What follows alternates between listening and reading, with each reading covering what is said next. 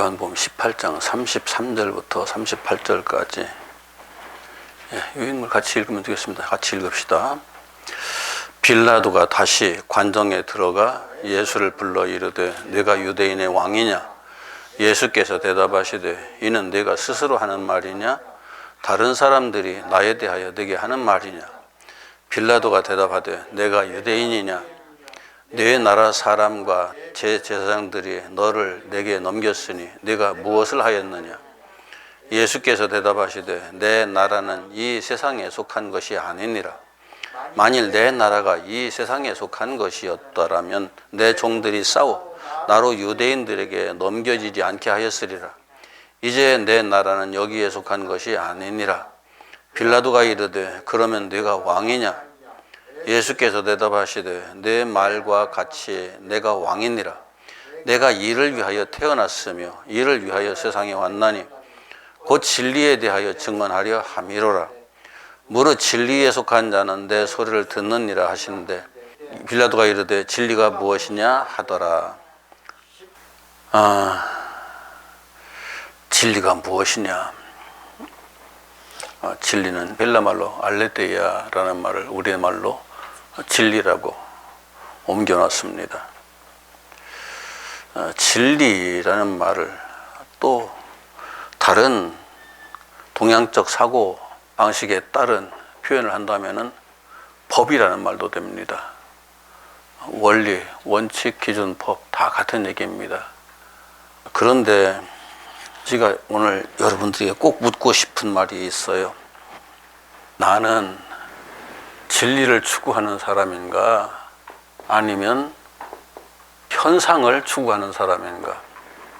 진리와 현상의 차이가 뭐냐면은 마치 이런 거예요. 1 더하기 1은 2다. 여기에서 진리적 차원에 접근해서 이걸 본다면은 여기에서 진리를 적용하는 건 뭐냐면은 요거예요. 요거는 현상이에요. 이건 얼마인지 바뀔 수 있어요. 1이 될 수 있고 2가 될 수 있고 3이 될 수 있고 4가 될 수 있고 얼마인지 숫자들이 수없이 많으니까. 그런데 더하기 한 결과는 여기 어떤 수가 나오든지 그 수에 따른 결과가 나오죠. 이것은 플러스가 되기도 하고 마이너스가 되기도 하고 곱하기가 되기도 하고 나누기가 되기도 하죠. 그 결과로서 나타나는 답이 이게 진리이기 때문에 그 답이 나오는 거예요. 그런데 우리는 이걸 중시하는 경향들이 참 많아요. 제가 목사님들을 만나도 그렇고 성도들을 만나도 그렇고 우리는 진리를 추구하는 사람인데 진리를 추구하는 사람이에요. 그런데 거의 다 현상에 대한 얘기를 하고 있어요. 성경이 창세기부터 계시록까지 현상에 대한 이야기를 하는 건 맞아요. 현상에 대한 이야기를 하는데 그 현상에 대한 이야기를 하는 걸 통해서 뭘 우리들에게 확인시켜 주려고 하느냐? 1 더하기 1은 2고 2 더하기 2 곱하기 2는 4고 2 더하기 2도 4고 이렇게 쭉 연결할 때에 2라는 숫자를 가르치기 위해서 이걸 하는 게 아니잖아요. 숫자는 먼저 배우잖아요. 숫자를 가르치기 위해서 하는 것이 아니라 곱하기, 나누기, 더하기, 빼기를 가르치기 위해서 이걸 수없이 반복을 하잖아요. 셈법을 맨 처음 배울 때 그렇게 하잖아요. 지금 쉽게 설명하려고 이러는 거예요. 중요한 것은 이 숫자는 얼마든지 변할 수 있으니까 숫자가 중요한 것이 아니라 여기에서는 이게 중요한 거죠. 이걸 공리라고 그래요. 공리. 어떤 경우에도 변치 않는 그 공적 원리, 수학적 원리죠.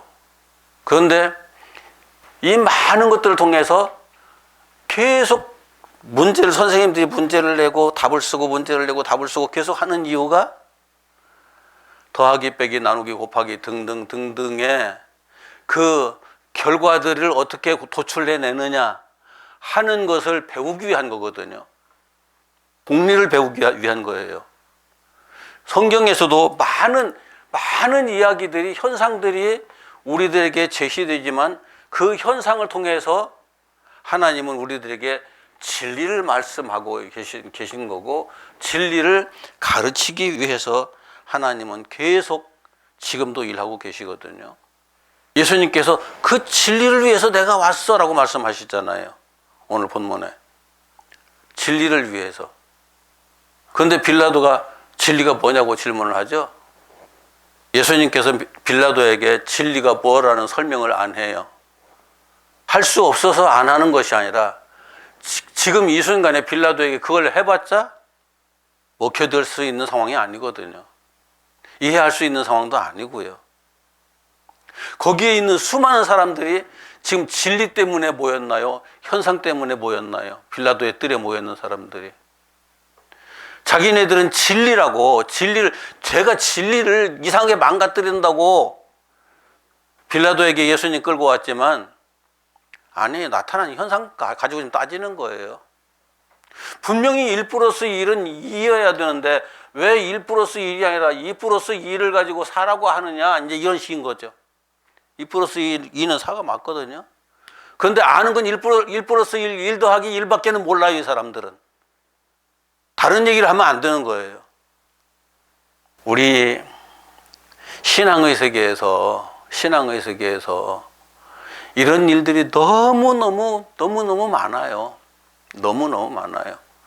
본질은 온데간데 없고 그냥 나타난 현상만 가지고 이러쿵저러쿵 얘기하느라고 정신이 없어요. 이 문제가 교회에서 해결되고 성도들에게서 제대로 인식이 되어야 되는데, 우리들은 진리를 추구하고 진리를 따르고 진리를 증명하는 사람들이거든요. 예수 믿는다는 건 그런 거예요. 진리를 추구하면서 진리라고 확인된 그 진리를 따르고, 진리를 따르면서 진리로서 얻어진 내용들을 증명하는, 이게 진리야라고 증명하는 그 역할을 하는 사람들이 예수 그리스도의 제자들이고 이 땅의 하나님의 백성들인 거예요. 그런데 그 미신의 세계에서 보면 진리 얘기 안 하죠. 진리 얘기 안 하고 현상만을 가지고 얘기하죠, 항상. 교회에서 설교를 하는 내용이나 불교에서 승려들이 설법을 하는 내용이나 무당들이, 점쟁이들이 하는 내용이나 다 들어보면은 이 현상에 대한 내용에서 벗어나지를 못해요. 현상을 얘기하고 나면은 이 현상이 가지는 의미가 뭐야 라고 진리로 연결시켜 가야 되거든요. 그런데 진리로 연결시켜 가지를 못해요. 과거 이스라엘 백성들이 그랬고, 이상하게 교회도 다람쥐 쳇바퀴 돌듯이 똑같은 상황이 계속 반복되는 거예요. 그래서 예수 믿는 사람들이 현상을 가지고 이야기하고 현상에 관심을 쏟기 시작하고 현상에 매몰되면은 결국은 진리에서 떠나더라고요, 다. 그러면 안 되죠. 하나님의 말씀이 진리인데, 그리고 성경이 예수 그리스도를 진리라고 얘기를 하잖아요. 성탄절을 지나면서 진리이신 예수를 이야기할 때 진리이신 예수를 보여주나요? 이 땅에 현상적으로 오신 예수를 얘기하던가요? 이런 것들이 정말 안타까운 거예요, 이런 것들이. 물론 우리는 현실 세계 속에, 현상의 세계 속에 살고 있어요. 현상의 세계 속에 살고 있고 나라는 존재도 알고 보면 현상 속에 하나예요, 그냥. 그런데 거기에 딱 멈춰버리면은 하나님께서 아담에게 맨 처음 질문하셨던 것, 아담아, 너는 무엇으로 있느냐? 어떻게 있느냐? 어디에 있느냐? 하는 질문에서 대답을 할 수가 없어요. 그저 현상론으로 따지면은 그냥 우리는 동물 중에 하나일 뿐이에요. 여기에 인격이 있다? 아무런 의미 없어요. 무슨 인격이 있어요? 먹고 싸고 하는 건 다 똑같은데. 생각하는 게 좀 다른 동물들하고 다르다? 우리 인간이 가지고 있는 교만일 수 있어요. 돌고래를 연구하는 사람이 돌고래의 소리들을 쫙 취합해가지고 돌고래들이 그냥 소리를 내는 건지 말을 하는 건지 연구를 했어요. 그런데 놀랍게 돌고래들이 말을 하더래요. 우리가 하는 말하고 또 다른 형태의 말을 하고 있는 거예요. 또 다른 형태의 말을 하기 때문에 우리가 쓰는 언어하고 전혀 다른 형태의 말을 하기 때문에 우리가 알아듣지 못해서 그렇지 인간만이 말을 한다? 인간의 오만일 수 있어요.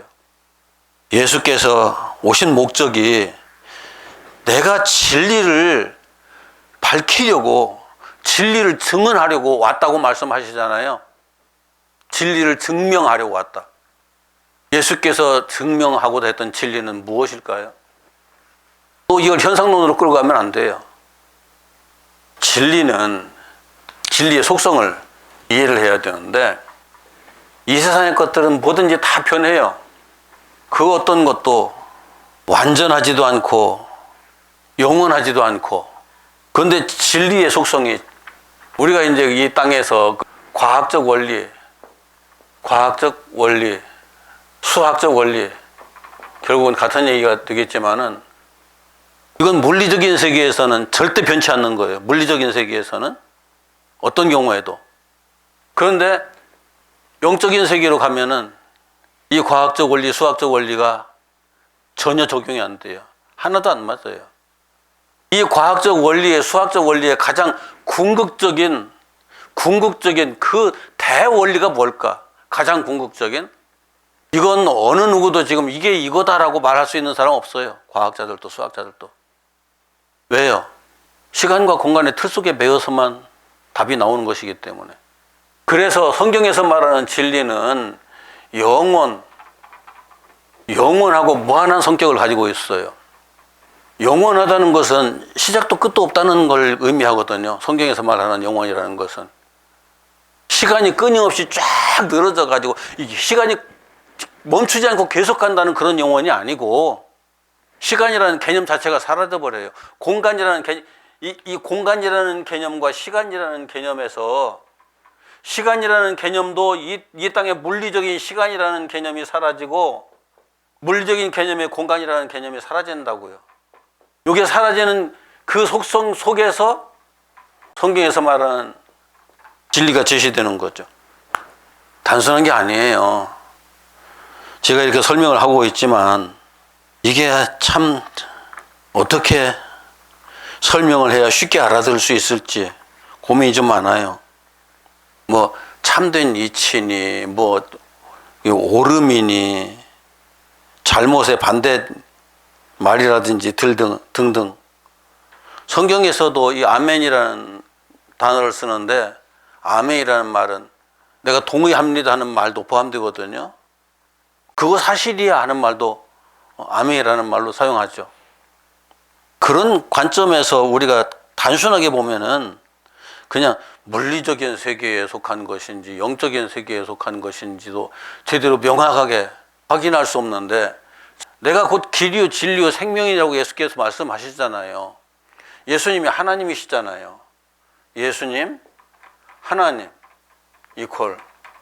그럼 예수님은 이 땅에 그냥 육신으로 오신 예수님이시지만은 하나님은 육신이 아니잖아요. 육체가 아니잖아요. 물리적 존재가 아니잖아요. 예수님이 진리니까 하나님이 진리인 거죠. 물리적인 육체에 속하지 않은 분이기 때문에 영적인 존재예요. 좀 더 깊이 들어가면은 이 진리라는 것은 하나의 존재처럼 작용을 한다고요.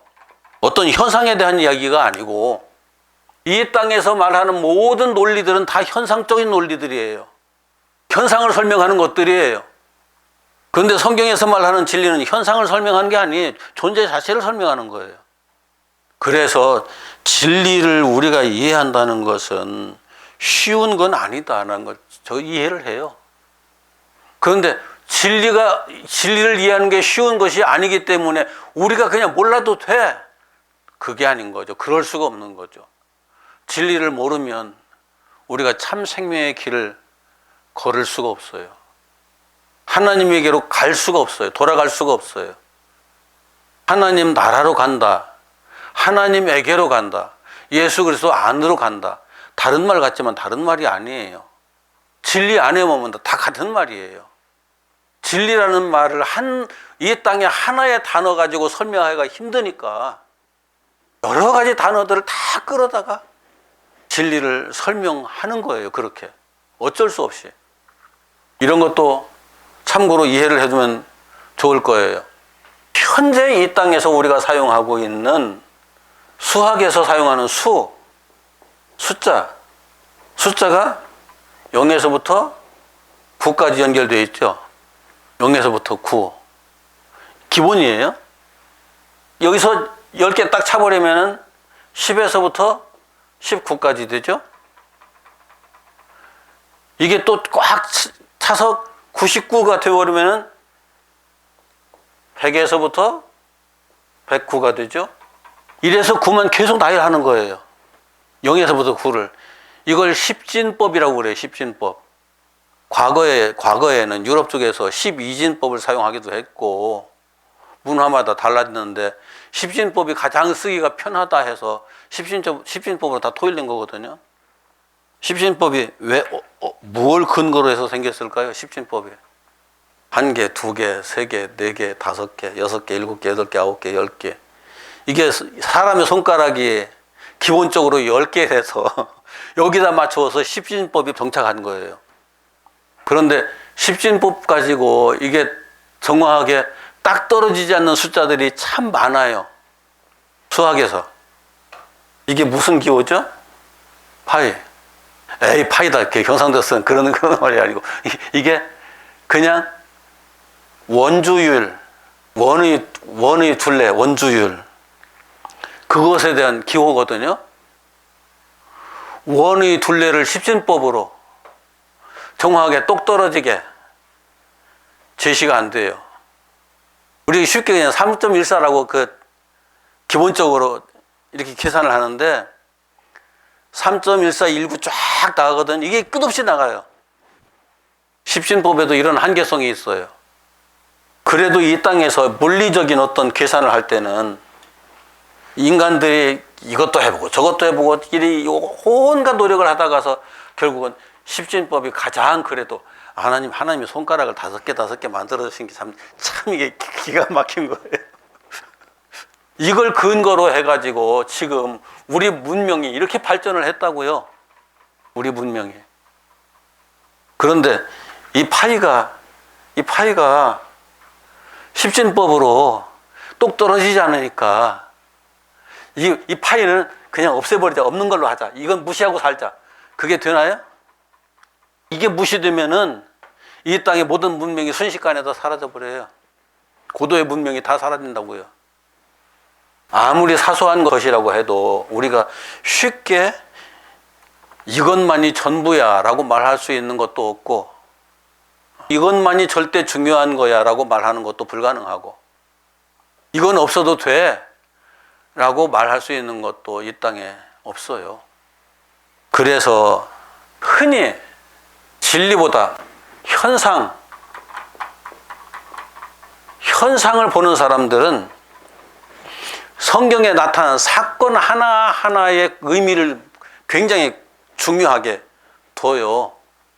하나님께서 천지를 창조하셨다. 그게 진리인가요? 현상인가요?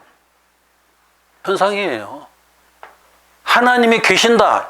이건 진리예요. 하나님께서 천지를 창조하셨다. 그것은 우리가 보는 물리적 세계, 이 창조하신 건데, 현상 세계 속에 창조하신 걸 이렇게 보여주심으로써 내가 진리야. 라고 하는 것을 드러내신 것 뿐이거든요. 진리가 존재라고 그랬잖아요. 진리가 움직이지 않으면 우주가 있을 수가 없어요. 진리가 살아서 역사하지 않으면 이 우주 자체가 존재할 수가 없어요.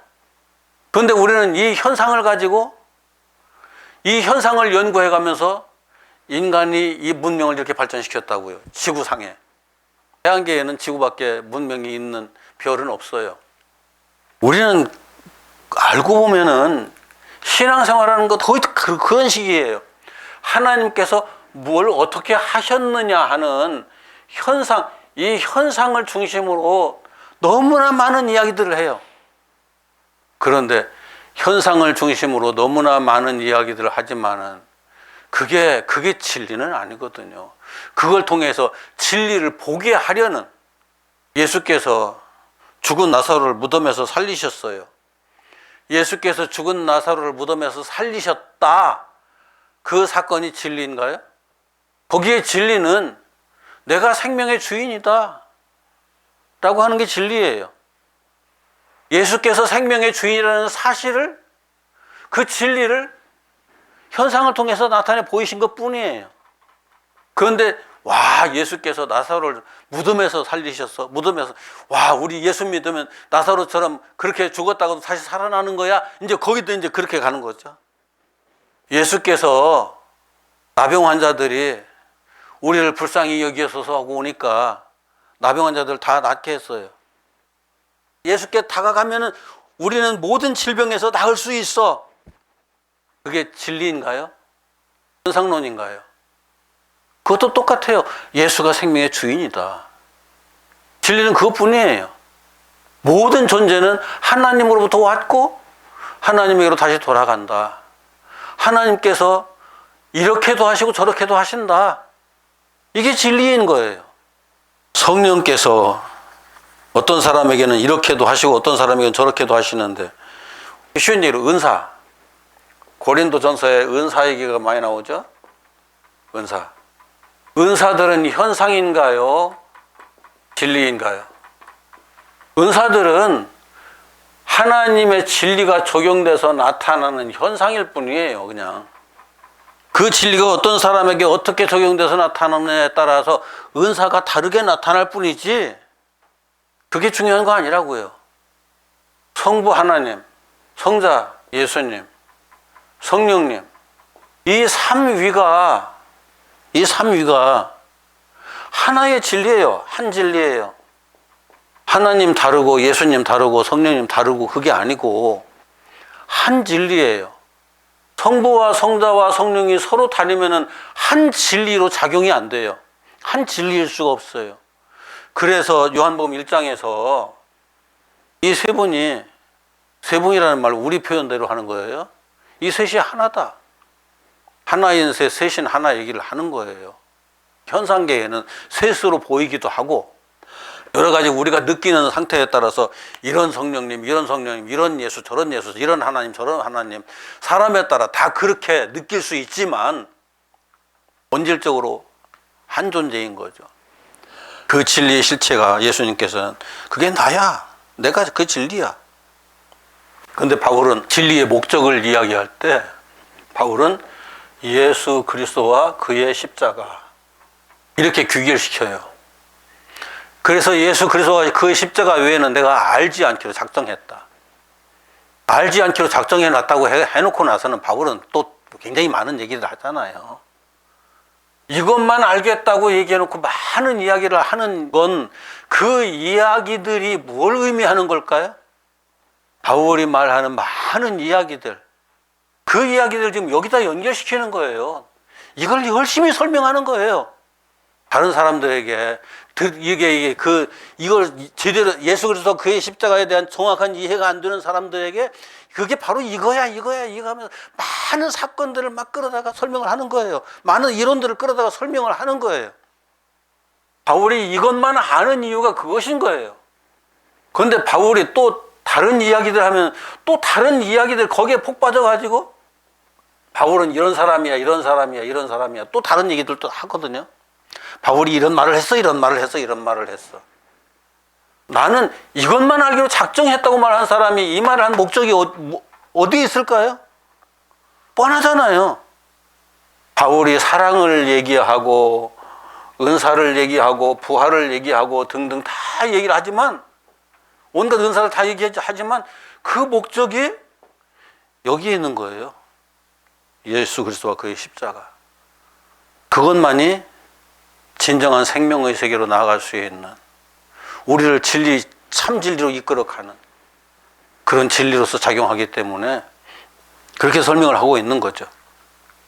그래서 진리를 안다는 것은 예수 그리스도를 아는 것이고 그가 하신 일을 아는 건데, 예수 그리스도를 아는 것 하나님을 아는 거고 예수님을 아는 것은 성령을 아는 거고 같은 얘기잖아요.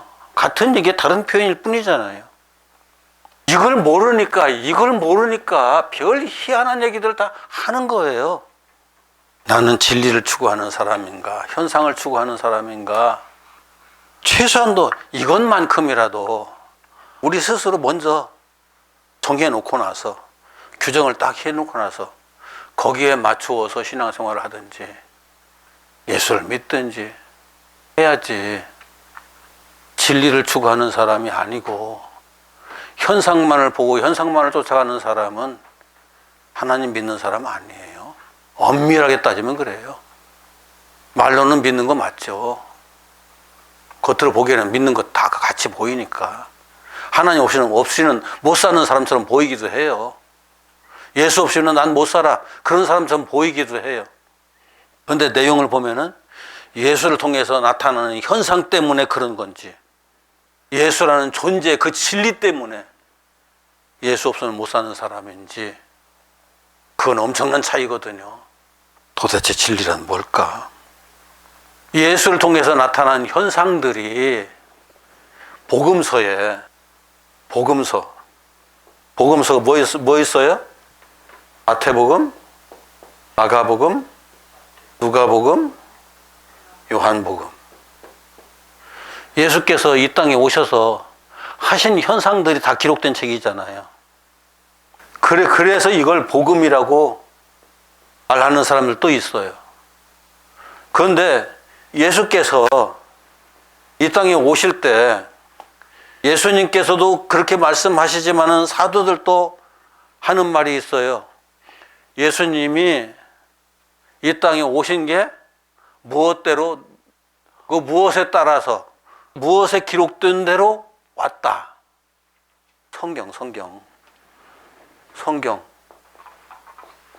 성경대로. 예수님께서 성경대로 오셨고, 성경대로 죽으셨고, 성경대로 부활하셨다. 이게 신약 성경에서 증명하는 얘기잖아요, 계속. 그럼 여기 성경이라는 건 뭘 의미하는 걸까요? 마태복음에 예수께서 성경대로 오셨고, 성경대로 죽으셨고, 성경대로 부활하셨다. 그럼 마태복음 자체가 성경이니까 마태복음에 기록된 것을 얘기하는 걸까요? 마태가 자기의 이 서신을 기록할 때는 마태 서신은 성경이 아니었어요. 마태가 성경이라고 말하는 것, 마가가 성경이라고 말하는 것, 누가 요한이 성경이라고 말하는 것은, 그리고 바울이, 베드로가 등등 그 많은 사람들이 성경이라고 말하는 것은 어떤 성경일까요? 무엇을 말하는 걸까요? 모세오경이에요. 창세기, 출애굽기, 레위기, 민수기, 신명기, 이게 성경이에요. 그래서 토라라는 말은 굉장히 중요한 의미를 가지는 거예요. 토라, 모세오경을 토라라고 그러거든요. 나머지는 성문서예요. 거룩한 문서들. 성경이란 단어를 적용하지 않았어요. 토라를 적용하지 않았어요. 다른 우리가 보고 있는 모세오경 이외의 다른 것들은. 성경 토라라고 말할 때는 언제나 모세오경이에요. 그러니까 모세오경, 창세기, 출애굽기, 레위기, 민수기, 신명기에 기록된 대로 예수께서 오셨고, 거기에 기록된 대로 예수께서 죽으셨고, 거기에 기록된 대로 예수께서 다시 사셨다. 그러면 이 모세오경 이외의 모든 다른 것들에 대한 원본이 어디에 있다고요? 원본은 모세오경인 거예요. 모세오경. 모세오경에서 가장 근원적인 것을 찾아야죠. 모세오경이 나를 가리켜 기록한 것이다. 그런데 왜 전부 다 모세오경은 온데간데 없고, 마태, 마가, 누가, 요한이고, 바울이고, 베드로고, 왜 그것밖에 없게 돼? 이게 진짜 답답하거든요. 마태복음 읽다가 답은 여기에 있구나 하고 모세오경으로 갈 수밖에 없는 구조인데, 바울의 서신들을 읽다가서 답은 모세오경에 있는 거네? 그렇게 갈 수밖에 없는 구조예요. 성경 구조 자체가. 그런데 사람들이 본질을 볼 줄 모르고 현상만을 보고 있으니까 그렇게 그쪽으로 이렇게 연결이 안 되는 거예요. 이렇게 말하는 근거가 어디에 있을까? 그걸 찾는다면은 당연히 모세오경으로 가죠. 다시. 바울이 뭐라고 말했어? 그게 중요한 것이 아니라 바울이 그렇게 말한 근거가 어디에 있어? 예수께서 이런 부분 때문에 답답해가지고 바리새인들이, 유대인들이 당신이 메시아라는 증거를 우리에게 보여달라고 말했을 때 요나의 표적밖에는 내가 너희들에게 보여줄 게 없다라고 말씀하시거든요. 모세오경에도 분명히 근거가 있지만 요나의 표적처럼 선명하지 않아요. 왜요? 요나는 고래 뱃속에 들어갔다가 3일 만에 나왔잖아요. 하나의 사건으로 명확하게 그렇게 기록됐잖아요. 그러니까 내가 죽었다가 사흘 만에 다시 살아날 거야. 그런데 요나는 3일 만에 고래 뱃속에서 나왔어요. 예수님이 3일 만에 나왔다는 게 지금 우리 논리로 따지면 정확해요? 죽으시는 날 저녁에 죽으셨어요. 하루 무덤에 있었어요. 다음날 새벽에 살아나셨어요. 이거 다 포함하면 3일 맞아요. 그런데 시간적으로 3일은 아니거든요. 그런데 이게 그냥 숫자적으로 다 따져가지고 시시콜콜 따져가지고 이게 왜 이거도 이렇게 이퀄이 안 되는 건데 원리를 이해를 해야죠. 가장 기본적인 원리. 그래야 성경이 보여요. 그렇지 않으면 성경 안 보여요. 이 사람들의 어리석음 때문에 다른 성경을 통해서 요나의 사건 이외에 다른 성경을 통해서 볼 수 없는 그 한계성 때문에 너희들은 그것밖에 못 봐라고 말씀하신 거거든요. 수학에서 공식을 적용 잘못하면은 제대로 된 답이 나올 수가 없죠. 항상 엉뚱한 결과만 가지고 그걸 가지고 무슨 일을 했다가 난리 나죠. 수학의 공식에 조금이라도 잘못되면은 우주선 쏘아 올리다가서 우주선 그 자리에서 폭발해 버려요. 우주선 하나 만드는데 어마어마한 수학 공식들이 적용되고 그 계산이 되고 거기에 따른 결과들로 만들어내잖아요. 그게 과학이에요. 그런데 그 계산 하나 잘못해가지고 우주선이 몇 번씩 폭발했었어요. 그럼 우리의 구원은 진리가 정확하게 적용되어야 될까요? 아니면 진리가 대충 적용돼도 될까요? 너무나들 쉽게 생각해요. 너무나들 쉽게 생각해요. 진리 대충 이해하고 그냥 예수만 열심히 믿으면은 우리의 구원은 완성될 거야. 열심히 믿는 것하고 열심히 로켓 부속들을 열심히 만들어 가지고 조립해 놓은 것하고 정확하게 만들어 조립해 놓은 것하고 뭐가 달라요? 열심히 만들어 놓은 것은 쏘지도 못해요. 정확하게 만들어 놔야 쏠 수 있어요. 발사가 가능해요. 진리는 정확하게 진리대로 법대로 이 불법을 행한 자들아 내게서 떠나라 그 말씀하시기 전에 이미 법대로 되지 않은 자들은 예수님 앞에 설 필요조차 없어요. 사실 아무런 의미가 없어요. 법대로 되었다 진리대로 되었다 그 얘기거든요. 구원은 진리대로 되는 거예요. 진리대로 되는 게 구원이지 진리대로 되지 않고 구원을 얘기한다는 것 자체가 황당한 거고 거짓말이에요. 사기치는 거예요.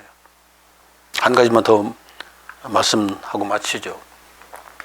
은사를 경험하거나 은사를 행하는 사람 이런 사람들이 종종 있거든요. 수두룩 하지는 않아도 종종 있어요. 은사를 경험하고 은사를 행하는 사람이 그 사람이 영적으로 모든 감각이 제대로 작동하는 사람인가요?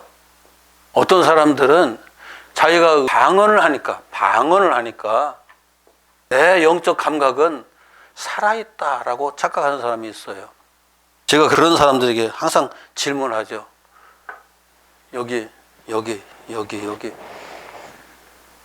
수두룩한 귀신들 보이냐고 물어보죠. 영적 감각이 살아있으면 지금 우리가 보는 것들이 달라져야 돼요. 보는 것들이. 영적인 실체가 다 보여야 되거든요. 전도사님이 영적 감각이 살아있다면 여기 서 있는 나의 영적 실체가 고스란히 보여야 돼요. 내가 영적 감각이 살아있다면은 여기 있는 사람들의 그 영적 실체가 고스란히 다 보여야 돼요. 그게 인간에게 허용이 된 일일까요? 가끔 가다가 어떤 영적 존재가 내게로 다가와서 내 영적 감각을 톡톡 두들겨 가면서 그것을 깨워줄 때 한 번씩 내게 나타나는 거지 평상시에 하루 일상생활을 사는 것처럼 영적인 감각이 다 열려서 사는 사람이 이 땅에 없어요. 있을 수가 없어요.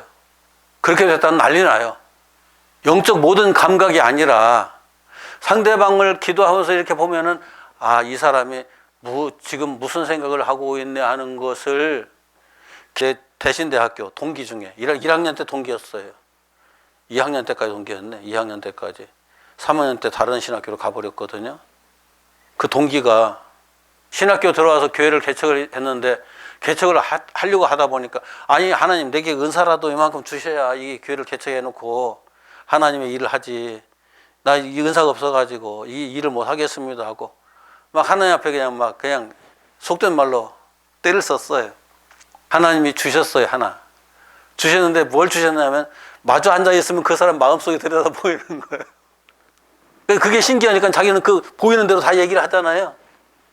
처음에는 성도들이 신기해가지고 한 50명까지 막 쫙 불어났어요. 1년도 안 돼가지고. 그런데 그 사람들이 계속 붙어 있을까요? 슬금슬금 다 도망가요. 전도사님 앞에 이제 겁이 나서 못 가겠습니다. 왜요? 자기 속마음 다 들키니까 그 앞에서 서기만 하면 들키니까.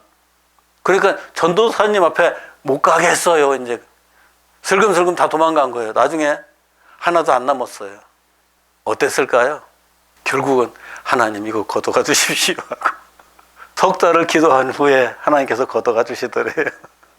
영적 감각이 열리면 본인도 이 땅에서 살기 힘들고 다른 사람들과 어울려 살 수가 없는 상황이 돼버리고 말아요.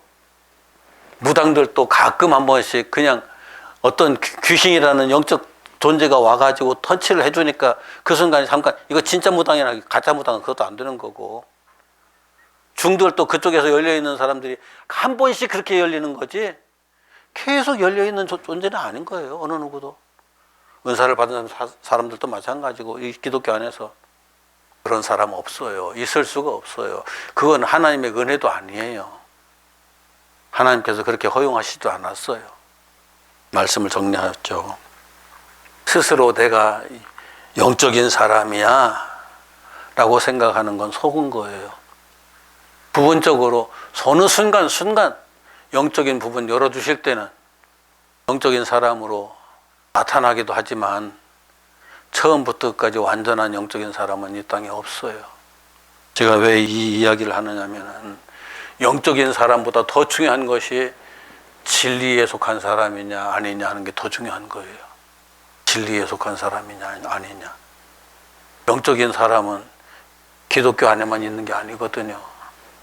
무당의 세계도 영적인 사람이 있고 불교의 세계도 영적인 사람이 있고 다른 종교의 세계도 영적인 사람들이 다 있어요. 영적이라고 다 성령이 아니에요. 어떤 사람은 기독교 안에서 자기가 체험한 것이 오직 성령에 의한 체험이라고 그렇게 착각하고 그렇게 다른 사람들에게도 말하고 싶겠죠. 그렇게. 그래서 그렇게 강조하기도 하죠. 그런데 성령의 사람인지 악한 영의 사람인지는 더 깊은 성찰이 필요해요. 냉정한 성찰이 필요해요. 그런데 진리에 속한 사람이냐 아니냐는 어렵지 않게 알 수 있어요. 왜요? 진리에 속한 사람은 이런 거 추구하지 않거든요.